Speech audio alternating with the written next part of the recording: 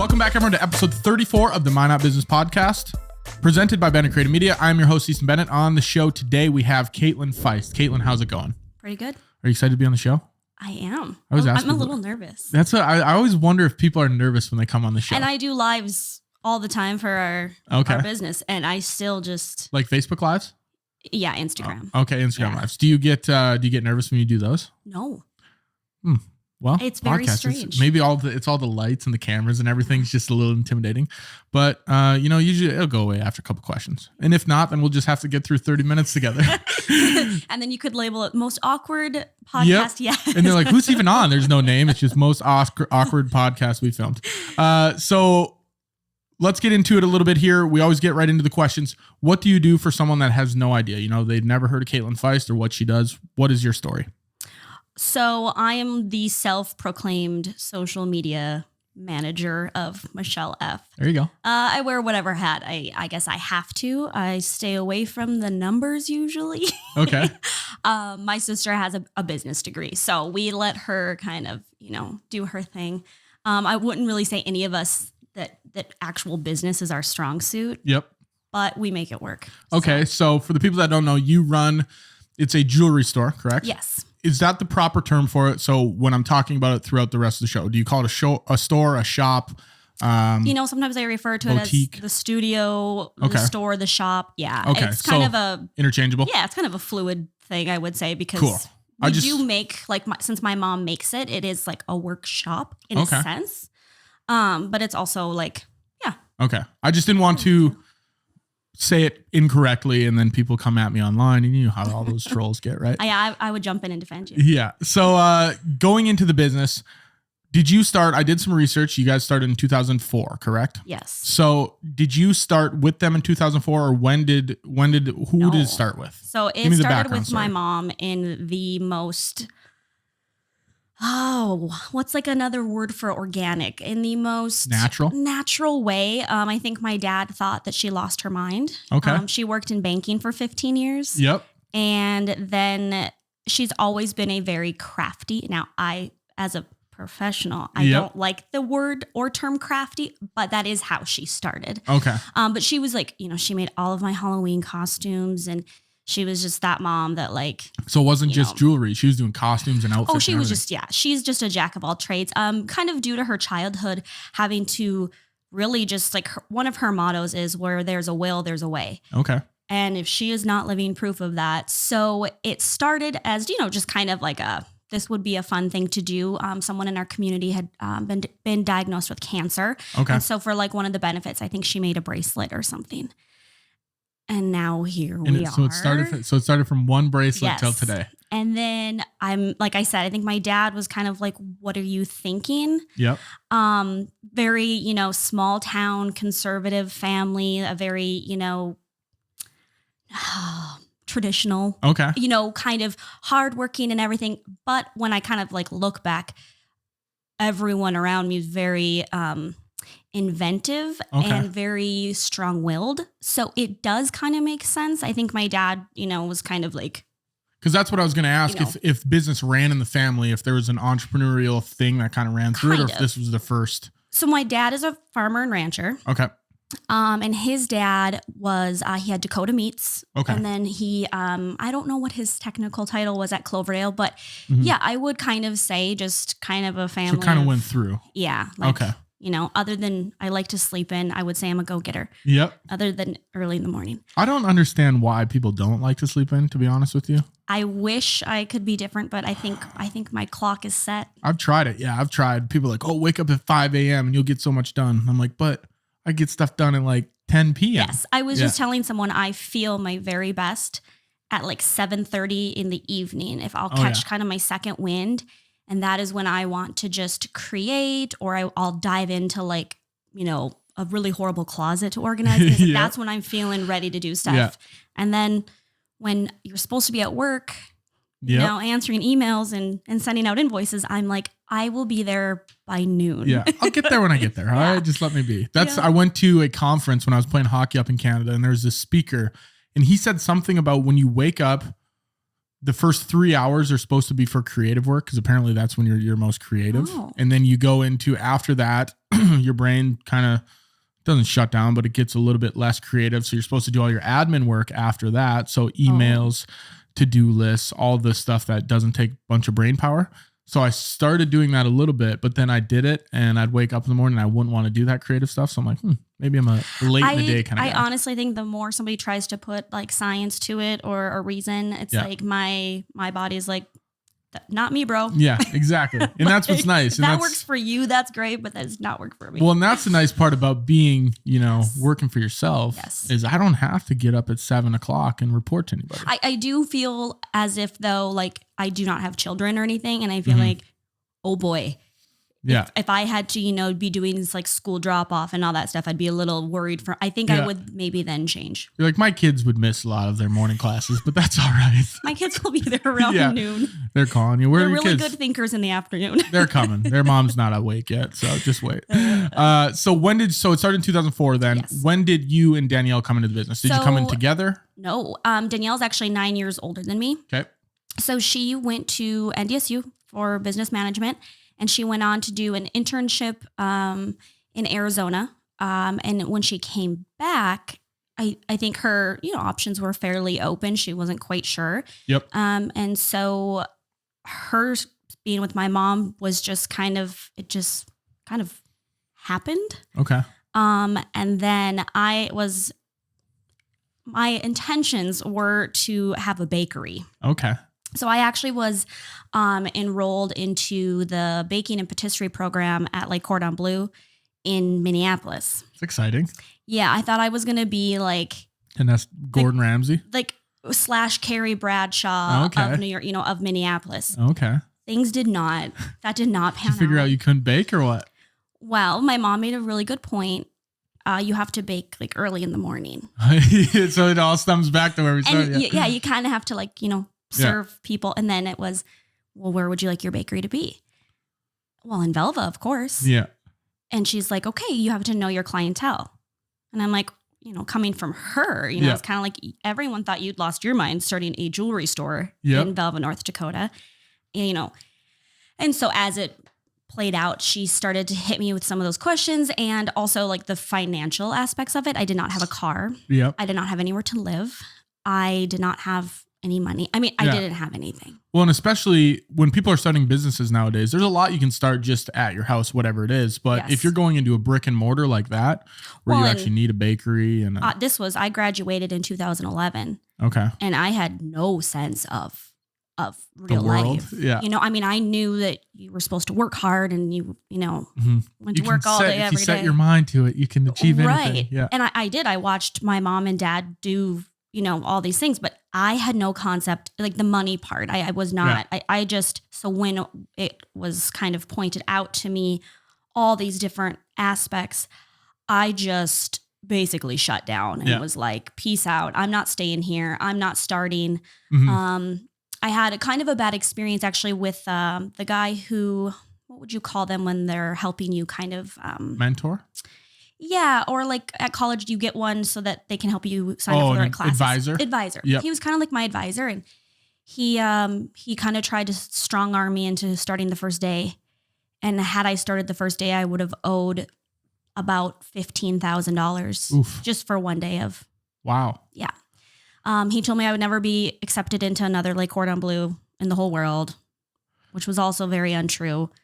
You're like, that's okay. My mom told me I gotta wake up early anyway. So yeah, I was like, bro, I kind of did the math on this and it wasn't going to be for me. And then they were like, you can't wear perfume. You can't have fingernail polish. You can't have, all this stuff. And I was like, have you guys met me? Yeah, these requirements, you're like, these are just flying out the door here. And then they put me in an apartment with somebody that I obviously didn't know. And that's kind of part of the college experience. I honestly think it's a good one. But she was like 34 years old, head to toe, like tattoos.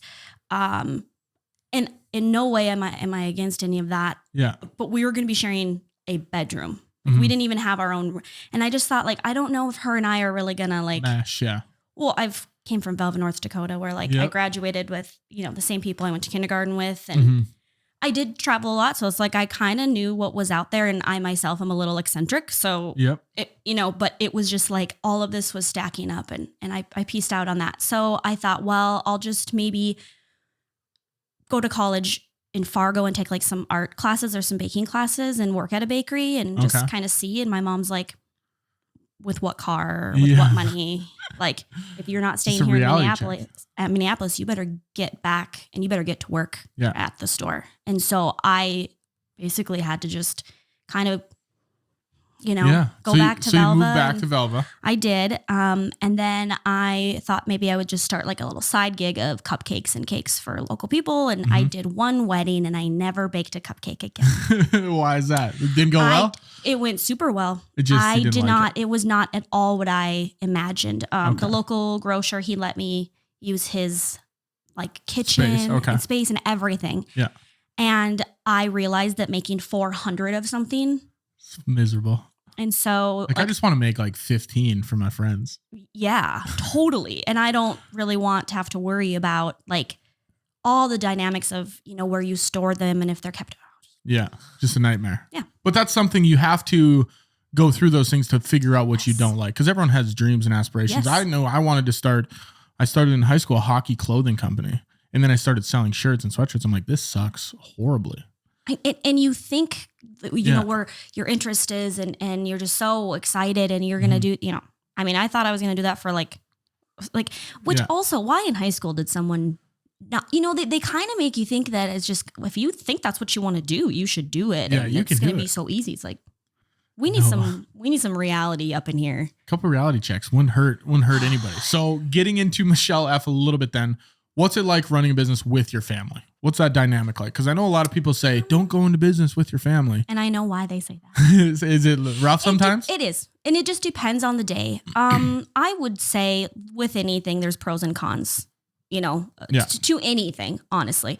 So with the family, we are 3 individual people. Everyone thinks we must just all be alike. We're like this one little amoeba of a thing, and then we just spread out into 3. No, like we're very different personalities, which in turn does actually make it work. Okay. So it's kind of a trifecta, but some days there's some yelling. Difficult. Yep. But I think that's in any business. Any partner you have, whether it's family or not, you're going to have to go through. And what better way than to like, I know them so well. And so I can kind of avoid some fights or lean into some fights, knowing, if it was with somebody that I was not related to, there's a line that you don't cross. Yeah, that makes sense. With somebody who is not like, family. I got some dirt on you since it's family. Like, I can take you down. Well, and my mom, she struggles the most because she kind of tends to stay in like mama bear mode all the time. Yep. And I sometimes have to be like, we need you in business owner mode. Yes. And so I'll be like, I'm not talking to you as my mom right now. I'm talking to you like as your business partner. Yeah. And she's not great with technology. So sometimes, when she pushes back on me, I'm like, you're going to have to listen to me right now. I know you're used to being the boss, but baby bird knows something. Yep. That's fun. I obviously am just running my business by myself. So I don't have a partner, family or not family, but it's always fun to see inside how things like that are. So since there are 3 of you, how do you delegate tasks then? Do you all have specific roles? You said you focus on social media. Yes. Danielle's more the business side. So those roles are kind of in a small business. There's no book of this is how you should do this. And there was no job description going into it. Like, here's what's expected of you. Yeah. It just morphs into what it is. So yeah, I would say we each definitely have our lanes. But my mom's like a master micromanager. Okay. So, and I mean that in the nicest way possible because she is going to listen to this. Her standards are top notch. Which is good to have though. It's what has had us in business this long for sure. She would never send a product or something out the door that was just, so it's got to be up to her liking. Okay. So yeah, we share and stuff, but like, my mom still scrubs the toilet and waters the plants. And I think there was a saying, something about, I want to say, oh yes. So it was a NASA thing and someone asked the janitor what he was doing. And he said, I'm helping send someone to the moon because he was a janitor at NASA. Absolutely. It's like if the person at the top of the company isn't doing, everything, if they wouldn't do it themselves, then that's where the issues might present themselves. Yeah. When did you really take interest in the jewelry industry? Did you fall in love with it once you, I mean, are you in love with it? I don't know, I guess, but. No, I don't have any desire to make jewelry. Okay. Do you like selling it or do you just like the social media aspect? I like the connection. Okay. And kind of the community part of it. Yep. I enjoy doing something with purpose. So retail wise, I would never work retail if it weren't a product that, and I know when I say I made, that my mom did. If my mom's not making it, I'm not selling it. You don't care. Okay. So no, retail and jewelry itself, I mean, I love it. Obviously it's beautiful and it's fun and I love to help pick out materials and help with designs, but the physics of it and that's all my mom. She's got that like engineering brain. Okay. I do not have that. Okay. So then how do you, obviously, if you're in charge of a lot of the social media aspect, how do you make Michele F stand out from if I'm going to Knowles Jewelry or K or some other jewelry store? I keep coming back to the word connection. I connect a name, a story, an energy to each piece. And so it takes my mom creating it. And then I kind of, and my sister Danielle also helps. We name every single piece. Oh, really? Okay. Oh, yeah. And I used to Like write what kind of names? blogs and stories and like, Sunset Visionary. And we have a Be Thankful collection every year. And you name it. I've done song titles. I've done poetry. I spend far too long. And I'm sure most people don't even read half of it. So instead of just like gold cross pendant or whatever it is, it's like got a crazy, not crazy name, but a different, unique name. We try to also attach sentiment to the pieces. So like I said, for our Be Thankful collection every year, it's kind of like the Hallmark ornament, right? Okay. Yeah. It's that kind of a concept. And we do like little write-ups or sentiment cards. Okay. And it just kind of helps take when somebody's getting a gift, it's not just, I got you this necklace. Mm-hmm. Because there adds some personal touch to it. Yep. And my mom puts heart and soul into everything. Sometimes to the point where I'm like, Mom, I can send a package without writing a love letter. Okay. Yep. Like the customer is going to feel appreciated. I promise. You're like, it's for a guy. He's probably gonna throw the letter away. Which, and I tease her about it, but at the same time, it is what does make us different. We do have other jewelry stores downtown and they're just very different than us. So we can share clientele / keep our own. And it's not a, and that's what's nice about competitors. If you view them as like the enemy, then it gets weird. Right. Where if it's like everyone's got their own space, their own spot. Well, and there's plenty of people with different types of style and luxury spending that you can't please someone everybody. Might go in for a $10,000 necklace, or if someone wants a $50 necklace. Yeah. Yep. And like we send people, when they come in and people want their watch fixed or something, we can send them next door. And we have a really cool community downtown. I feel like, just with everything now, with having like the weekender, we can send people to go get an outfit to go with the jewelry, and you can send them to Prairie Sky. And it's so fun to just have so many fun options to. So you guys are downtown, obviously. Yep.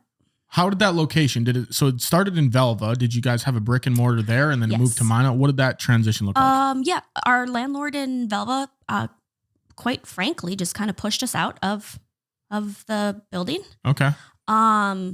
Which backfired for him. But that's something he needed to learn in his life and his business. Yep. It's all about life lessons. It is. And so when we came to Minot, so grateful that he did, because we would have never made the move. Yeah. We would have stayed in our nest, and okay. it would have, and I'm sure we'd just be in a different place. Maybe it wouldn't have been sustainable for us to have 3 salaries pulled off of this if we were just in Velva. I don't know. I think moving to Minot was so then, crucial. Do you guys still live in Velva and commute, or everyone make the move to Minot? Okay. Yeah, we left my dad to kind of batch it on the farm and back to the Magic City. Yeah, and it's so funny in high school. I thought I was going to go to Minneapolis. Yep. And I was going to, all this stuff, and I thought I would never live in Minot, and I'm going to college, and I'm doing. Yeah. Look, I'm going to the big city now. The big city now is just Minot. Yeah, Minot is nothing, and oh my gosh, like I said, it's so that time frame of like 17 to 19. It's like you're spreading those wings, and then just get smacked. Yeah, it's like it's the best. Yeah, you can't fly anymore. Sorry, your flying privileges have been revoked. Money to fly. You flew too far. So brand. When someone says brand, what do you think of? Just in general. you're building a brand for Michele F? Intention. I think what's your intention when you're going to build a brand? Okay. What do you want to be known for? Yeah. So, and it can be anything. It can be for a restaurant. Yeah. So then going into that, then you pretty much ask yourself the question, what are you guys actively trying to have Michele F known for? So if I was in a bus stop and I was talking to somebody and they said Michele F, what should pop in my head? I come right back to connection. It's not just jewelry. We don't make jewelry because it's pretty and it's like the meaning of the stones. It's my mom's expression. It's people, being able to give gifts. It's men coming in feeling like, they're in Victoria's Secret or something. Yep. It's you're okay. Like we're good. And they find out that their significant other, that means something to them. And it's I don't know, connection. Yeah. My mom always wanted a place where people could, also we have like, I would say kind of a lot of like seating in our store. Yep. And my mom's like, well, I just want a safe space where if somebody wants to come have a coffee with their friend and like look at jewelry and, so my mom's always been about kind of putting that little extra personal touch on something. It's cool having more of a community around Michele F rather than just transactional in and out the door. Yes. Would you agree with that? Yeah. And I always get those calls and you probably know this so well with doing social media. How many followers do you have? How many likes do you have? How much reach, what was your content reach and all of that? I don't pay attention to any of it. Yeah. And which is horrible as a social media, Yeah. But at the end of the day, it's like, do those numbers really matter? They do to a certain extent, but at the end of the day, it's, building those relationships with the people that are actually in the community. Well, and I always say when people will call and they want to, sell me on something of advertising or I can help you reach this many more people. You're Google. Do you want to do a Google ad? No, I don't want to. Yeah. I want to satisfy and connect with the person in front of me or, Exactly. Do you want 500 likes? Sure. Mm-hmm. If those 500 people are actually shopping with me. Yeah. If they come by. And I can service them. Mm-hmm. I can't service 500 people on that one necklace. So no, I'm very satisfied with my 17 likes because of those 17, 9 of them actually bought the necklace. Yeah. Which is, it's about depth rather than width. So if you can reach 1,000 people, but if 10 buy, but if you can reach 50 people and 20 buy. Yeah. That's how. Well, and because we're so small, like I would love to be a, household name. Yeah. My mom won't let anyone else into her creative bubble. Okay. And so we can only do and sell what she can produce. Yeah. And so she protects that very. So she's not letting you in the workshop anytime soon, hey? No, she does let my sister in. My sister, and my middle sister actually is a masseuse in Fargo. And she will string like beads and do designs for us. Yep. But no, I don't. My mom and I are very, very similar. Yep. And so sometimes we can kind of clash, whereas my older sister, she's a little bit more calm. Okay. Her patience level is different. So it works out because I don't think the three of us, if we were all creating jewelry, who's going to do the rest of the work? Oh, exactly. It'd never get done, right? No. Before we get into any more questions, we're going to take a quick moment to hear from this week's sponsor, Midco. There's no time for downtime in our fast-paced business world, so why settle for anything less than ultra-smooth, ultra-reliable business technology backed by a team of dedicated industry professionals? Midco Business Services are here to work around the clock with built-in redundancy to provide the ultimate peace of mind while you run your business. Start with a free consultation to explore our adjustable service plans at midco.com/business today. I've been a Midco user for a couple years now, ever since I bought my house and moved my studio into my house, and I've been super happy with it. So if you guys are looking to check out any of Midco's services, go to midco.com/business. Kaitlin, let's get back into a few more questions now. You guys have wonderful photos on, your social medias and website and stuff like that. Is that stuff that you're taking and handling, or have you partnered with local photographers? What does that look like for your content creation side? That is me completely winging it. There you go. I don't use anything fancy. Yep. I don't even use Photoshop or any like Canva. Canva's been a hit lately. No, I use PicMonkey. PicMonkey, okay. If anyone wants in on the secret. And that'll go to our next sponsor, PicMonkey. You can be a PicMonkey user for $5.99 a year. There you go. Oh, that's cheap. Oh, that's what I'm saying. It is. And I taught myself. I don't know. I don't even really technically know how to use my camera. Again, like I said, I just kind of wing it, and I enjoy the photography aspect, I would like to maybe take some classes or kind of get a little bit more well-versed in that. But I also love the graphic design. I love it's nice enough to be well-rounded in these areas, even though you might not be a professional photographer, professional graphic designer. If you're at least kind of knowledgeable in all of them, you can get a lot done. Well, and I listened to a podcast one time, and this kind of sentiment just really stuck with me. And this guy, I think it was Jordan Peterson. He got to be a little bit much for me. I had to kind of. He's very polarizing from time to time. Yeah. And so this was a few years ago when I was listening, and he just said it doesn't often have a lot to do with someone's, brain power or how smart or not smart or how good or not good you are. It has to do with interest. Yeah. And often, if you're interested in something, you can figure it out. Yeah, because you won't stop. Yeah. So it's not that men can't be nurses and that women, can't be operators of machinery. It's a matter of where interest goes. And you often see it in small children, when they're choosing what they're going to play with. Yeah. It's where their interest lies. And so my mom, she loves to figure out how things go together and mind stuff. That's not me. That's interesting. So, I actually like that take. Yeah, it really stuck with me. Because I feel if you put your mind, and maybe that goes back to people when they say, put your mind to it and you can be anything. It's like, if I'm really interested, it maybe not there's some things that come up to smarts. Like if I'm going to be an astrophysicist, probably can't just be really interested in it. But yeah, there are things like even photography. If you're really interested in photography, it's easy to figure out. You just got to kind of look at it a bit. I have, the eye for it. I might not have the technical skills honed in, but the technical, you can be taught anything really. Yeah. And that's why people always say they hire the person and then teach the skills. Yes. I've never hired anybody, but I'm sure that's I've never had any other job other than Michele F. And when I thought about that, I was like, my resume would be. Yeah. If you got canned right now, if they kicked you to the curb. I have tried to quit on multiple occasions. They're like, you can't quit. I'm like, I'm going. Yeah, I'm like, I'm leaving. I'm like, wait, I still have a lot of work to do. I better just sit back down. I'm going to leave. Okay, it's not today, but soon I'm out of here. If I left, you'd be sorry. Yeah. So what is the process look like for creating all these pieces then inside of your mom's quote unquote workshop? Do you have any idea? Yeah, she's kind of all over the place. She generally will group together color schemes, or stones and things that just kind of seem to kind of like putting an outfit together. Yep. Like you kind of start with that thing, and then next thing you know. So does she pick because I know in outfits there's always okay, here's my staple piece. I'm gonna work everything around this jacket maybe or this shirt. Good question. Yes and no. I think. In anything artistic, you can kind of have a vision and you kind of start going, and then what you end up with is often not way different at all what you imagined. Yeah. And so she'll ask, questions, and also making it if you're going to take some materials that are at this, price point, you're going to take some materials that are at this price point. Are you making an investment piece? Are you making an everyday piece? Are you following trends? Are you doing just what you want to do?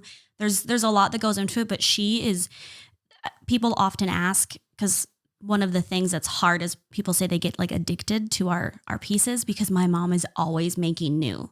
So I need it. Yeah. And you want I got that necklace 2 years ago, but then now this new one matches what I already have. Okay. And it's a very buildable. So do you think she has a certain style then where people are allowed to kind of build on it then? Absolutely. She's also very inventive and how she likes things to be able to be worn multiple different ways. Okay. Again, over my head, I often have to be like, Mom, can you fix this for me? Yeah. It's just the way her brain works of having something but using it 10 different ways rather than just one. Okay. So she's got a lot of exclusive things in her designs that when somebody maybe wants to kind of knock them off, it's no, good luck. That one came out of my mom's brain straight from it. Okay. So yeah. Well, and that's what's nice about, like we talked about earlier, competition. Even if somebody was to make something similar, it's still not going to be exactly like what's coming from Michele F. No, it's definitely not. And it's good to have competition. Like I've talked about having other people around us, and it's also good to keep people on their toes. Oh yeah. And back to creating content. I have no schedule because my mom pops off pieces so randomly that I can't keep up.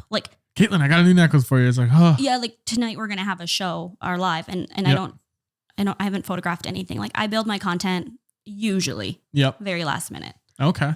So then what does that process look like for creating the pieces? And then what are these shows? So maybe that's this could maybe be a social media piece of advice for someone that's starting something. How do you guys do these shows? Is it an Instagram live and then just show the product kind of thing? Yes. Okay. And what we like to do is not plan. Okay. And not have it so scripted or so like robotic. We want to just share, maybe like a funny story related to how it was created, or hey guys, Michele was going to make this in gold, but she made it in 16 different colors instead. Yep. Which one do you like? And we're just very, I don't know, open. Yeah. We kind of just roll with it. We tell personal, funny things and chat. People can get to know you a little bit. Yeah. Yeah. So this is something interesting we've never talked about on the show before, but a lot of times we get into social media advice. What works on this platform? How can you do this? But we haven't talked about live at all. What do you think the importance of going live with your followers is? Or the cons, the pros and cons? No, it is crazy. We will show something and we show it on a Wednesday night, and Thursday, Friday, and Saturday, those following days right next, and the following weeks. Well, I saw on your live last week, or I saw on your live last night, because sometimes it's hard, like every week, to have a whole new thing to talk about and to do. And my mom, luckily, is master crafter. Yeah, she doesn't ever really not have something new to show, or more of something. But it when we, how do I say? I hate to say it as advice because it's like, let it be natural, or don't try to. But this live thing, and COVID forced us to do it. Yeah. We started by doing it just as stories. Okay. So we would sit there and like chat, and then it would cut 15 it off. seconds and then do another. And then we'd be like, oh, I think it lost like the last however many seconds. Okay, let's try it again. And then we do it. And we were so scared to go from doing the stories to the live. I mean, we resisted it. I was like, I just don't know. And just kind of one day said, we're doing it. And if it's horrible, we'll never do it again. So what would be your thought process on just trying new things on different platforms then? You cannot wait until you're a master at it. Yeah. And I know it's hard because I'm kind of a perfectionist. It's hard to think and look back and be like, ooh, that's when I didn't know to do this or to do that. Or that's before we figured out we needed a light. Yep. Things like that. That's before we figured out that this microphone is worth the extra money because of the sound quality. And you don't realize those things until you run into them. And that's why it's scary as hell, but you just got to do it. And I also find being honest with your people and saying, I don't know if this is going to work. I don't know how this is going to go. Yeah. And being, able to kind of laugh at yourself. You're like, hey, guys, this might be the worst thing we've ever done. And we're going to still do it. Yep. Do you have any nightmare business stories or a fun story or something that you can share that you can remember from previous years? Oh, gosh. I know when Mary Keller was on here, she talked about the shop going up in flames. Oh, boy. Yeah. Oh, well, we do rent our space, and above we have about 30 apartments, and we've been flooded. Okay. Our ceiling just pouring water. I mean, we've experienced a little bit of everything in that building. It's a just bit from like someone running their sink and forgetting about it, or well, the building, it's older. How do I nicely say it's older, and it's maybe a bit of a lemon. Okay. And some Band-Aids instead of some proper fixes along the way. It's got some characteristics to it. Yeah. And then maybe some tenants, just maybe not using full brain capacity when it comes to doing things. Yeah. Okay. That's like fair. You maybe shouldn't leave your bathtub on for 8 hours. Generally no, you speaking. should. Yeah. That's usually a good idea. I do it once a week, but I know what I'm doing. Yeah. So customer service, you talked about that a little bit. Why do you think customer service is important for someone that's maybe starting a, retail business tomorrow? Well, customer service is everything. I mean, if you cannot connect and make your people happy, you do not have a business. Yeah. So we should say, tend to go a little bit above and beyond. That's, again, my mom's doing. She really likes to make things absolutely perfect for each person. And it stresses me out so bad. Yep, I get it. It's like, instead of being able to go down a checklist of I I answered them, I pulled the product, I put it in a box, I sent them an invoice and I shipped it. Yep. There has to be this, like my mom knows, she'd look at you and know what wrist size you have. Yep. And so if she was going to sell you a bracelet, she's not going to let you walk out with just the one you pick. She's going to be like, you're going to want that bigger. Yeah. Okay. But that's good. So it costs us so much time and mental, like you have to really care. Yeah. That and know that bracelet isn't going to fit that person. So we got to take that extra time to communicate that. Yeah. And so I always joke with her. I'm like, I just wish it could be more simple sometimes. Yeah. I wish everyone had the same wrist size. Yeah. Right. That would be so nice. Yeah. Or an earring, you know, somebody orders an earring and she's like, I saw that so-and-so ordered that earring. It's going to be too long for her. Yeah. So let her know I can change it. Or, you know, she's not going to like that it's gold. She's going to want it to be silver. Which is, I mean, it's cool that she knows those things, but I suppose it does add a little bit of a headache here and there. It does. And then when you get kind of too many cooks in the kitchen and you're not, you know, communicating, and that's the other thing is in business communicating, whether it be with your customers or your partners. If you don't have a good technique and a commitment to communication. Yeah. And everyone's different too. Like some customers, they get back to me right away and some of them take 3 days, and a month later, you're like, oh yeah, I forgot about this. Yeah. And I'm, like I said, I'm a little bit of a perfectionist. I get a little uptight. I like things done in it. Like, I like my lists.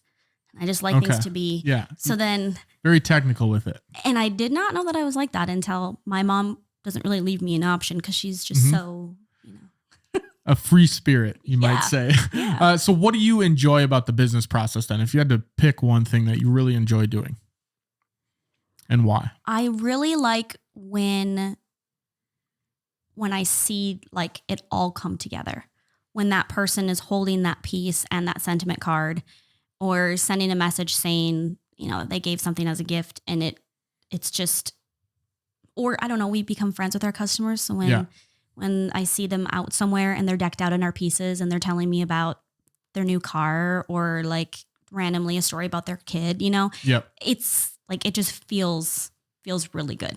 No, that's awesome. So a couple more questions here for you. How are you guys looking to grow the business day after day? What's your goal? 2, 5, 10 years down the road? We don't do that. We don't project. Just day by day. Oh, day by day, baby, for sure. That's how you go. Fly by the seat of your pants. That's how I like to do it too, honestly.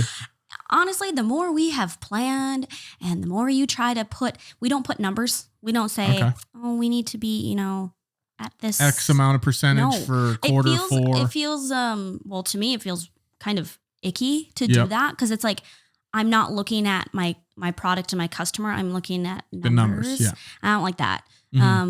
So I think that, my sister, poor Danielle, having to do the number side of things. I think sometimes she's a little like, she's also fly by the seat of your pants. Okay. So, she's like, what's the profit and loss look like? She's like, who cares? Let's go. Yeah, let's sell some jewelry. All those candles sold. Can we order more? And she's sure. Sure, why not? I don't care. Yeah. But she's like, why are you asking me? You just go order. Yep. So last question I got for you. Mount Rushmore of business advice. I need your 4 pieces of business advice. For someone that maybe just graduated, or maybe they've been running their business just for a little bit. They're trying to get their feet under themselves. So I would say commitment. You have to really be committed to, and not even that, like I was committed to cupcakes. Yep. And now I'm here. The endurance. You have to know that it's not going to just be a sprint. You don't just get to like shoot out of the gates and then you made this and it's done. No, it's commitment for sure. Okay. So if you don't have that and you want to be able to kind of whatever, maybe it's not the right thing for you. Okay. So you have to look at your commitment to whatever you are doing. And then know that you have to bend a lot. Bend, don't break. Yep. Isn't that what they say? Yep. Okay. So that's 2. I need 2 more from you. Okay. So commitment. You gotta pick your theme, you got to pick your thing, and you got to really go for it. Okay. We did learn a lesson when we moved to Minot. We kind of expanded into clothing and footwear and all this stuff. It was too much. It was too big. We had to get back to our roots and say, hey, like this is what we want to do. This is what is important. So knowing that, what your thing is, like you got to know if you're, a sports bar or if you're a fine dining restaurant. Yeah. You got to pick one and you got to go for it. And it's hard to mix them. It's hard to mix them. If you want to be a sports bar and fine dining, it's like, it's tough to mix. You need wings and beer, man. That's what you're looking for. Exactly. Well, and that's with knowing your target market and knowing your audience. You know, I know that on our Wednesday lives, I can joke about wine and lip gloss. If I was talking to men about, you know, some product, it'd look like a deer in the headlights. Yeah. I'd be like, so I have no idea what to say next because I don't, you know. You're like, so how do I talk to you guys? What do you talk about with your friends? Exactly. Okay. So where am I at? That's Commitment, 3. Commitment, bend. Don't break. Yeah. Knowing your theme. Yep. And then 4. How do I say it? 4. Isn't this part of the show so exciting? This is my favorite part. Well, it's like it was easy to kind of roll off the first ones because they rolled into each other. And now I'm like, this 4th one, the pressure. Yep.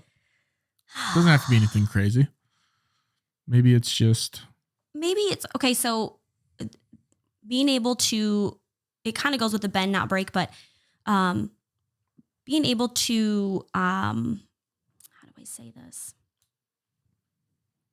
It is basically bend, don't break, because you got to know when you got to change something. Like through COVID, we had to completely go to online, versus brick and mortar. That was very confusing to be willing to try new things. There you go. I'll throw you a layup for your 4th one. I like that. That works. Be willing to try new things because, or sometimes you transition, something worked for a while. Like those stories, they worked for a while until we had to do the live. Yeah. And now they're dead. And that transition is, you look back and you're like, what was that? Yeah, we were doing stories. Yeah, holy moly, why were we so scared? Yeah. Yeah, just knowing it's times are going to change and there's going to be new trends and got to pivot. Cool. Where can people find you? Online. So specifically Michele F, if they want to find you, I Instagram, guess. Michele F Designs. Okay. There is only one L in Michele. That is really something to be noted. Okay, there you go. Michele F Designs. Oh, I do have it spelled right in here. Look at that. And then website. You guys have a website? Yeah, our website is pretty much pointless. Okay. I do not direct anyone to it unless you need an e-gift card. So Instagram's the place to go. Yes. Okay. Instagram, our lives that we do on Wednesdays, and Facebook. I and everything I put on Instagram, I put on Facebook. Would definitely say we have a split. If I got to pick one, I would just pick Instagram. Okay. But we still have some of our diehard, Facebook users that don't have Instagram, and I'm happy to put content on both. And you got to hit them where they are. Yeah, exactly. Cool. Awesome. Kaitlin, thank you very much for coming on the show. Thank you for having me. That was episode, what episode was this? 34. Yeah, there you go. You're episode 34. You can tell people that now. Run around town and be like, 34. That was my basketball number back in the day. Was it really? I played for a minute. What are the odds? 34 and it's your basketball number. Well, that was episode 34 of the Minot Business Podcast. We will see you guys next week for episode 35.